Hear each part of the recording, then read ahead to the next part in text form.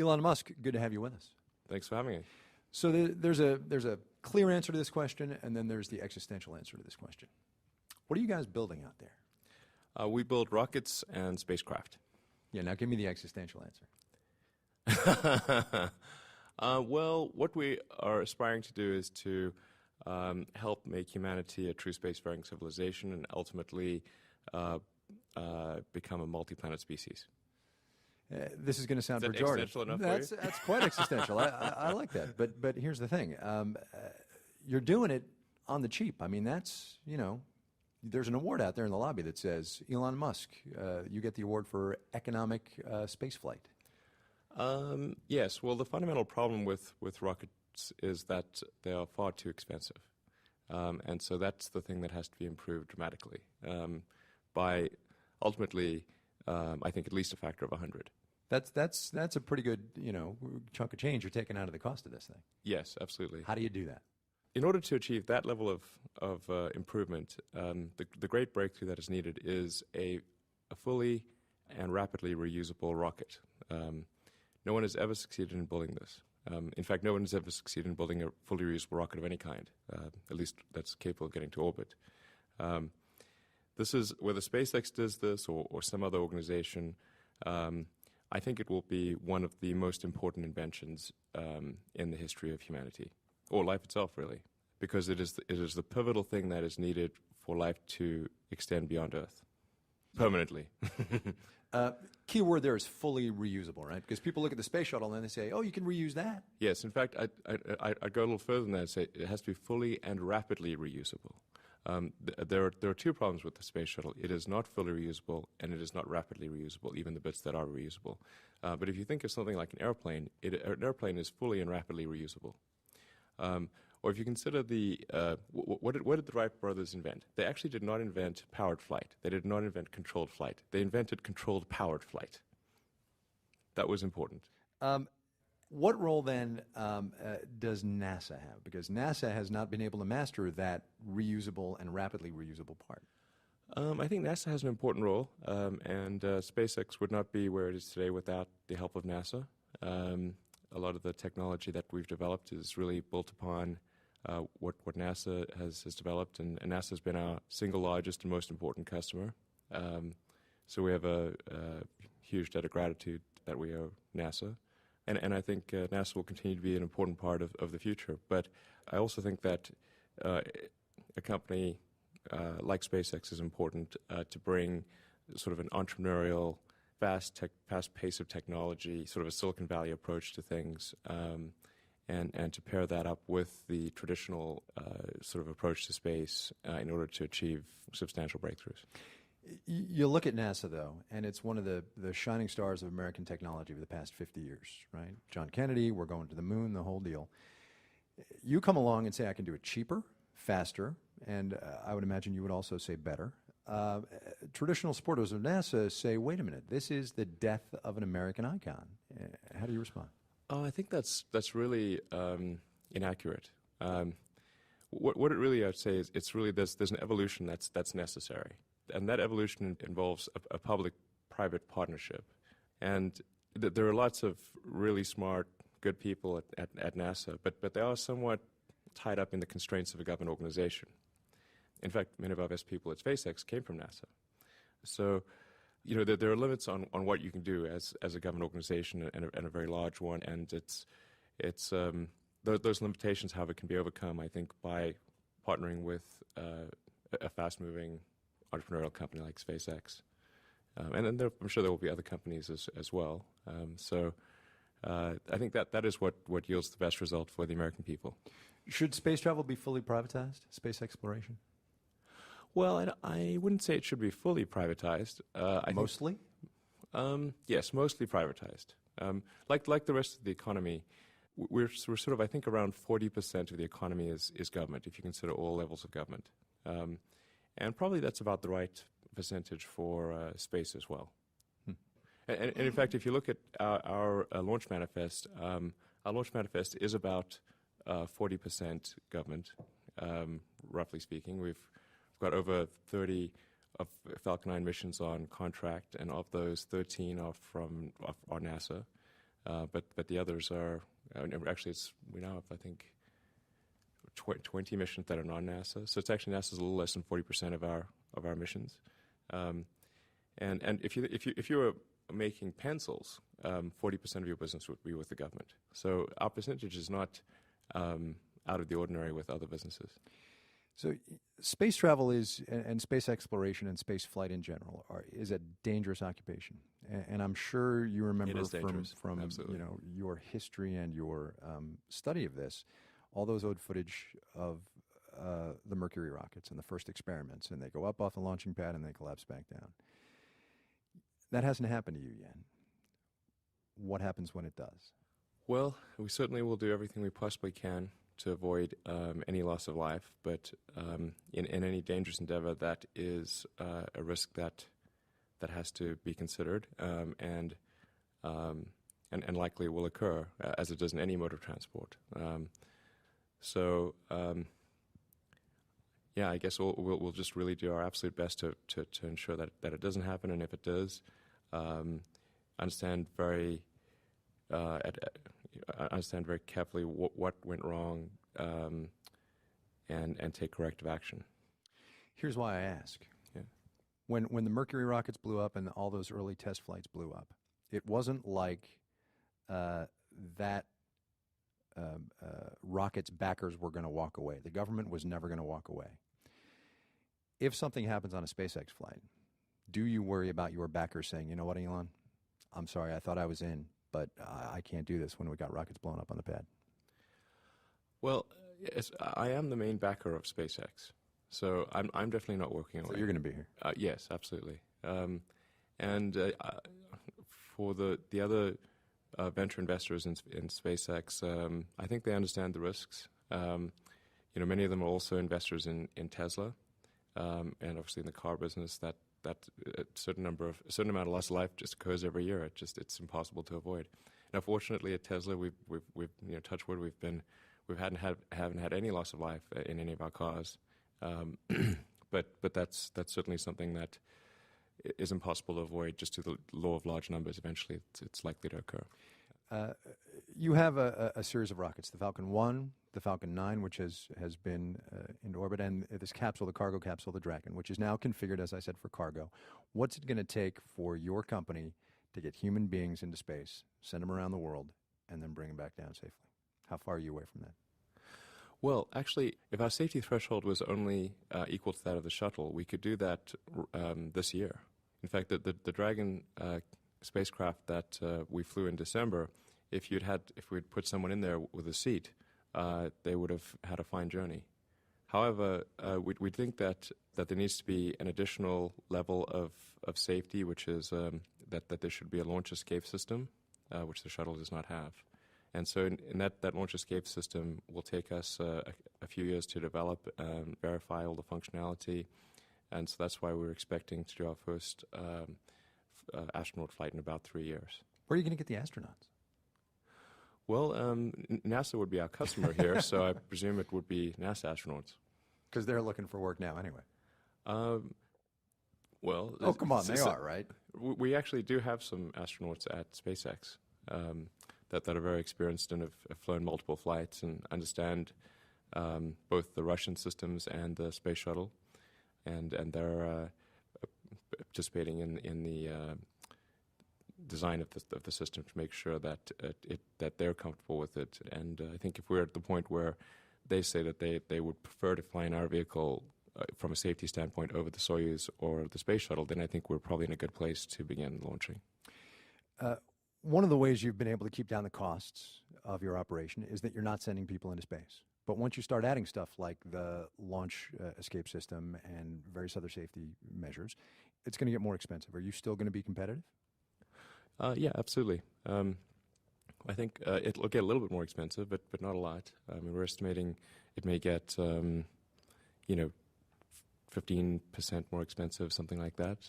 So quantify that for me. I mean, a launch in a Falcon 9 with a Dragon on top is going to cost how much?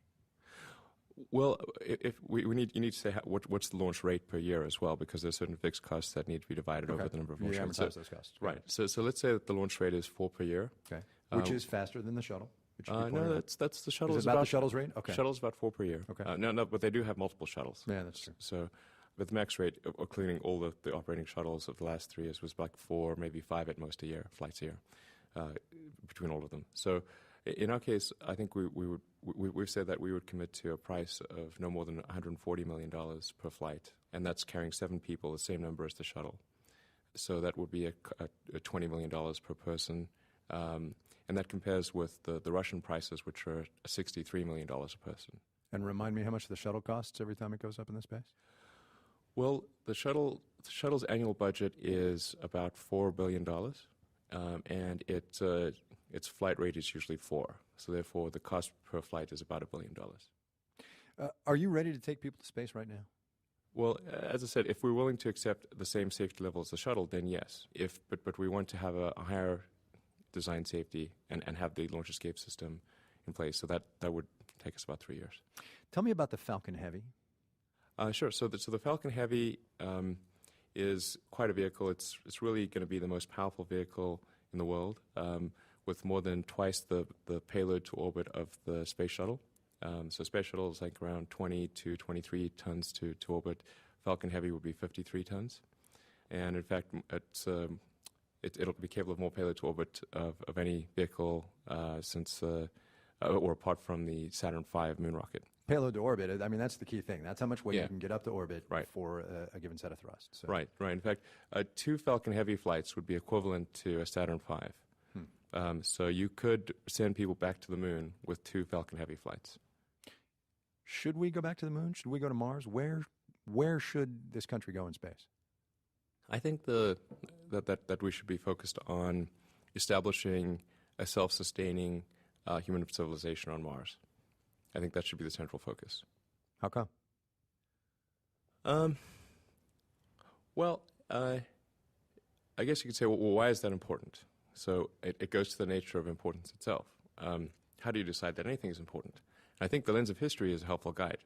And if you look at the history on the grandest scale across the 4 billion year history of Earth itself and the evolution of life, and say, what are the biggest milestones in the evolution of life itself? And obviously, it's the advent of single-celled life. There's multicellular life, differentiation into plants and animals. There's migration of life from oceans to land. There's mammals, consciousness. Those are obviously biggies. And I think on that scale would also fit life becoming multiplanetary. I think it would be at least as important as life going from the oceans to land, and arguably more important because at least oceans to land, you could be a gradual process. If it got along too uncomfortable on land, you can hop back in the sea. Whereas, going to another planet you've got to go over hundreds of millions of miles of the vacuum of space through radiation to an environment that's extremely inhospitable, and then you've got to make that environment able to support Earth life. That's really difficult. And for the past 4 billion years, life has been confined to Earth. And now there's this window has opened for the first time in 4 billion years. That's a long time. It's not clear how long that window will be open. But if it is, I hope it's open for a long time, but it may be open for a short time. And so I think the smart move here is to take advantage of this opportunity and make life multiplanetary. And you'll note I said multiplanetary. It's not like some escape from Earth or something like that. So we're going to stay here and go to Mars as well. Yeah, exactly. I think that would be cool. I mean, I think there's also sort of an inspirational element to it in that, if you sort of look ahead and see about a future where we're out there exploring the stars and understanding the universe and the kind of things that you see in science fiction books, movies and reading books, that's an exciting future and much more exciting than one where we're just forever confined to Earth until our eventual extinction. It's an absolutely exciting future, and it's cool to walk in here and see the pictures of the rockets on the walls and go into the warehouse and to the manufacturing center back there and check that stuff out. But there are those who will say, Elon Musk, you can take your money, you can do whatever you want to. But my tax dollars and my government money, we have way too many problems here at home for us to be messing around with Mars or the moon or the space shuttle or any of that jazz, importance or none. Well, first of all, I should point out that the amount of money we're talking about here is not going to solve any significant earthly problems. The NASA's budget is, all of NASA's budget is like maybe 18 or 19 billion dollars. I mean, that's such a tiny portion of the economy that it wouldn't, if you took all that money and applied it to anything, it would. I mean, you can consider that next to like the annual budget of what it costs us to maintain a war in Afghanistan, or that's like 2% of what we spent bailing out the banks. Okay, that's not a lot. It's not going to solve a lot of problems if you took that money and applied it elsewhere. So I think first of all we need to kind of calibrate the size of funding we're talking about. And then, by the way, SpaceX gets a very tiny portion of NASA's budget. I mean, we get maybe a few $100 million a year of NASA's budget. So we're like maybe 1% of NASA's budget. You could take all that money and it just wouldn't matter applying it elsewhere. But then I'd say, but let's sort of push the argument for why it is important to spend money on space. And I think that there's an inspirational element here that should not be overlooked. It's if you consider you're going to the moon, and I mean that was a huge expenditure, and obviously only a handful of people went to the moon. But actually, in a sense, we all went to the moon.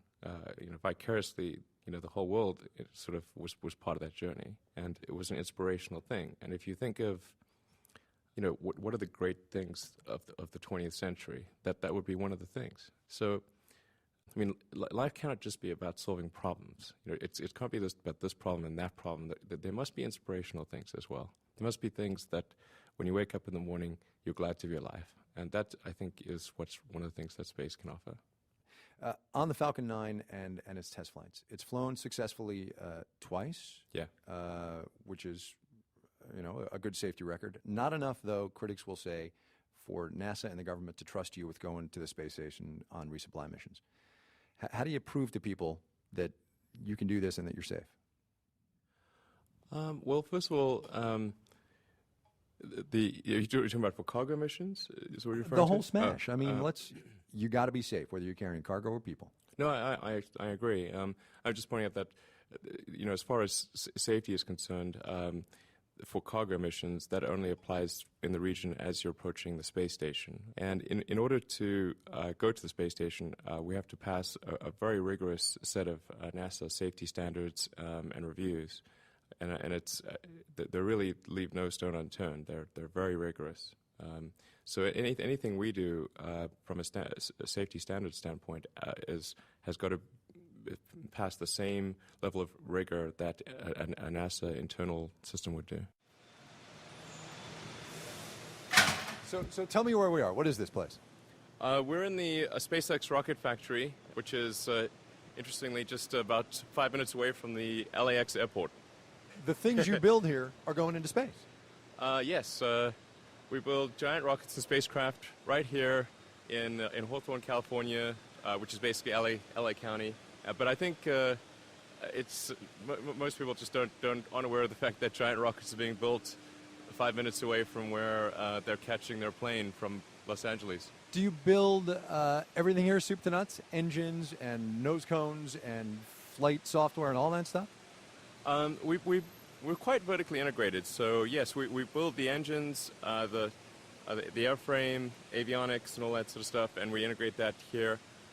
We've got a big site in Texas where we test the engines and test the rocket stages, because we can't do that in LA without disturbing people. And then final assembly takes place at a launch site, I imagine. We put the stages together at the launch site, but the rocket stages final assembly actually occurs here. Huh.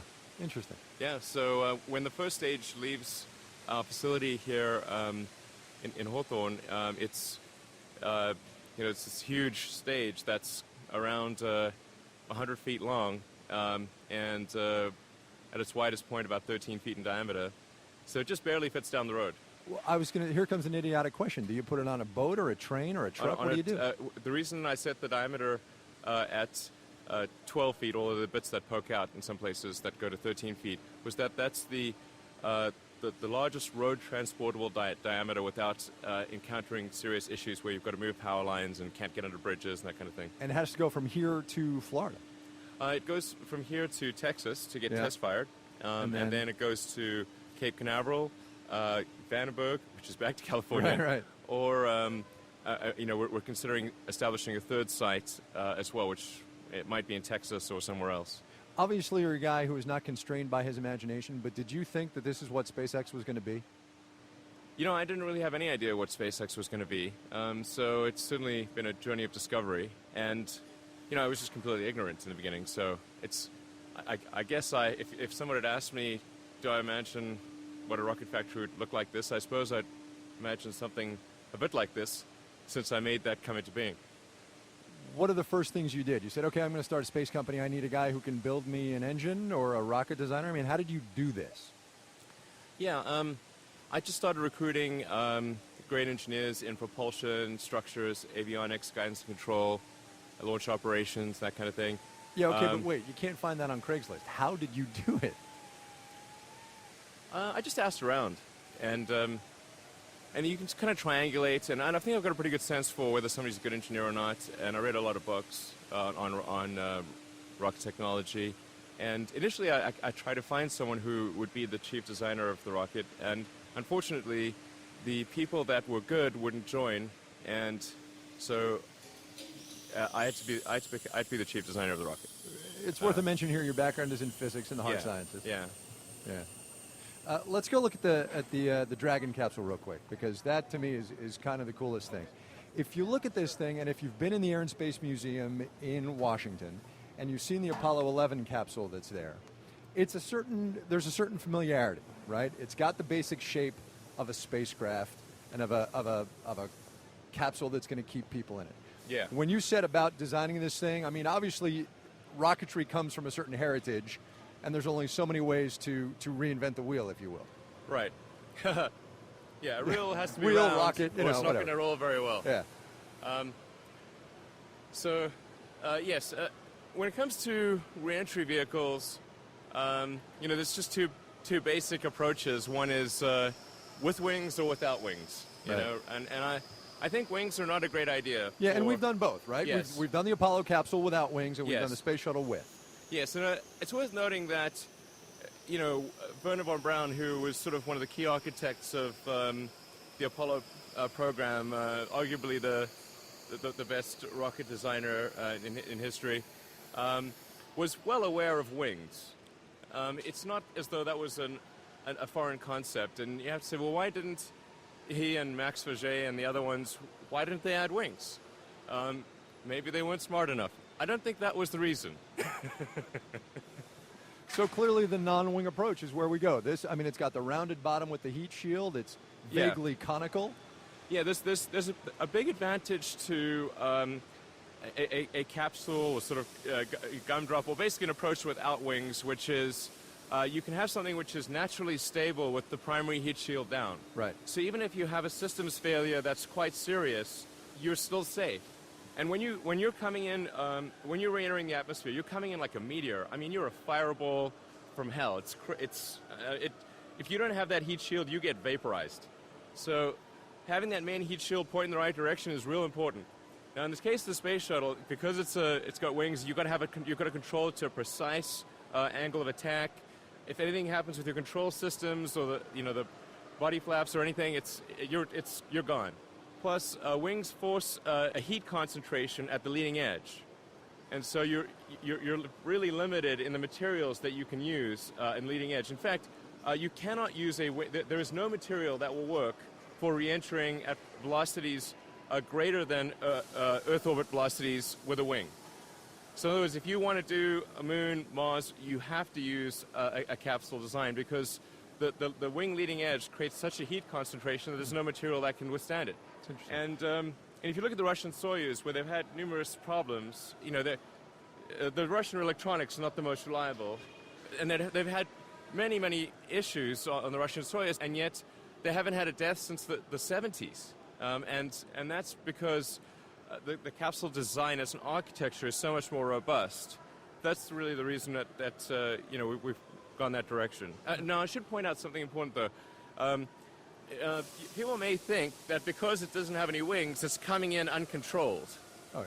Which it's natural to assume. You might think, oh, yeah, that's the case. But actually, that's not the case. We have onboard thrusters that control the reentry and can actually guide that reentry to a very precise landing point. And in fact, the only dispersion error on the landing is the wind drift from the parachutes. Otherwise, we could land it on a helipad. And for the next generation of Dragon, we're actually going to step up the technology to a new level, which is propulsive landing. So we'll have the parachutes there as a backup. So you can always pull the parachutes if there's a system malfunction, and you'll be able to manually pull them. So even if the electronics have gone all to hell and you got holes in the craft and it's barely hanging together, you can still pull the parachutes and be safe. But in a normal case, it'll actually be able to land propulsively on its engines with little landing legs that pop out. Wow. Just like they landed on the moon. Right. This one we're looking at. This one's going to space, right? It's got a heat shield with a big sign on it that says "Do not touch," and I mean all this. Yes. Stuff. Right. Of course, there's guys climbing all over that thing. But you're looking at the craft that is going to go to the space station. So that's got all the systems on board, the guidance and navigation control systems that are required to do an automated rendezvous and berthing with the space station. So this is coming in as a robotic spaceship. It's basically it's kind of wild when you think about it. Like, we're making a spaceship that's docking with a space station. I mean, how crazy is that? And it's doing so automatically. Now, it's going to stop at various points and wait for confirmation. So it's not going to go barreling in there. So it's going to get, to within a few miles, and then wait. We'll look at all the data and make sure everything's good, and then it'll get asked for permission to go to the next step, and then gradually it'll get closer and closer to the space station. So that's one of the ways that we can ensure that everything's going to be okay. But it's got a pretty cool navigation suite. It's basically got something called LiDAR, which is laser radar. So it scans the space station with a laser, figures out the relative orientation, distance, and everything, plots an approach vector, and then goes in there, and it can dynamically adjust to whatever the orientation is of the space station and where the docking ports are and everything. So this is a little off the wall question, but what is it about you and advanced modes of transportation between Tesla and this company? Well, in the case of Tesla, Tesla's about helping solve the sustainable transport problem. I think in terms of terrestrial technology problems, I think the biggest single problem that humanity faces in the 21st century is sustainable energy, and that's both sustainable production and consumption of energy. And so Tesla is about helping solve the sustainable consumption of energy. And of course, one of those, it's a transport thing. But it's not as though I have like a huge transport, because I've also got Solar City, which is solar power. So it's really from the context of, what are important problems that I can potentially help solve that would make a difference to the world. Elon Musk, thank you so much. Thanks for having me.